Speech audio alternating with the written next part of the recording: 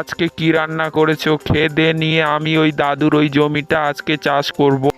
আজকে আমি রান্না করেছি ভাত, আলু ভর্তা আর ডাল। তুমি খেয়ে নিয়ে মাঠে যাও, আমাদের তো ঘরের অবস্থা খুব খারাপ, ওই জন্য তাড়াতাড়ি মাঠে যাও। বউ, খাওয়া দাওয়া তো সেরে নিলাম, কোদালটা আমার কাছে দিয়ে যাও। চাষির বউ কোদাল নিয়ে চাষির কাছে এলো, এসে চাষিকে কোদালটা দিল, দিয়ে বলছে মাঠের দিকে যাও। ওই জন্য চাষি হেঁটে হেঁটে মাঠের দিকে গেল, গিয়ে কুপুতে লাগিল।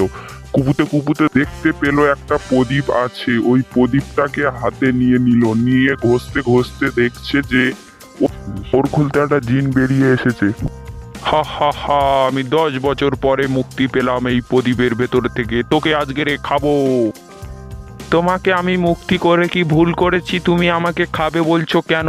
ওরকম করো না, আমাকে কিছু বর দাও, আমি খুব গরিব মানুষ।